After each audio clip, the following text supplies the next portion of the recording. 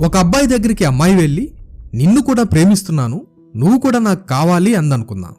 లేదా ఒక అబ్బాయి అమ్మాయి దగ్గరికి వెళ్ళి నిన్ను కూడా ప్రేమిస్తున్నాను, నువ్వు కూడా ఉండు నా జీవితంలో అని అన్నాడు అనుకుందాం. అలా చెప్పినప్పుడు ఎవరైనా ఏమనుకుంటారు? నువ్వు కూడా అంటే ఏమర్థం చేసుకోవాలి? అలాంటి ప్రేమను ఎవరైనా యాక్సెప్ట్ చేయగలరా?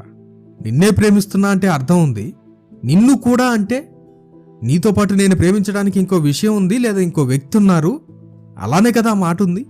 నీతోనే జీవిస్తా అనే మాటకి, నీతో కూడా జీవిస్తా అనే మాటకి ఎంత తేడా ఉంది?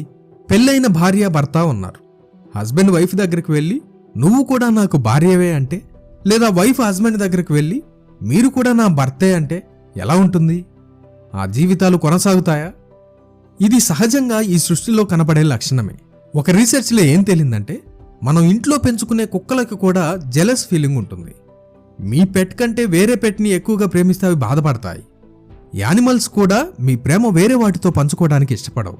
సింపుల్గా చెప్పాలంటే ఈ సృష్టిలో ఒక నియమం ఉంది, నీ ప్రేమ నాకు మాత్రమే చెందాలి, అది వేరే వాళ్ళకి చెందడానికి వీల్లేదు. అలా చెందినప్పుడు తట్టుకోలేనంత కోపం వస్తుంది.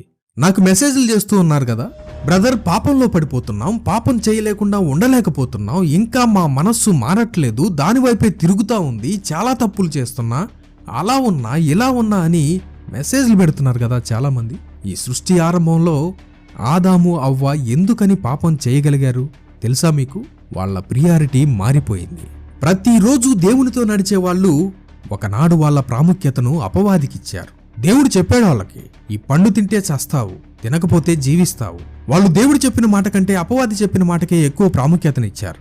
ఈ లోక సంబంధ మనుషులమైన మనమే ప్రియారిటీ, పర్ఫెక్షన్ కోరుకుంటే, తన పోలికలో చాలా ఇష్టంగా ప్రేమించి నిర్మించుకున్న మనిషి నుండి ఆయన ఎంతటి ప్రియారిటీ, పర్ఫెక్షన్ కోరుకోవాలి?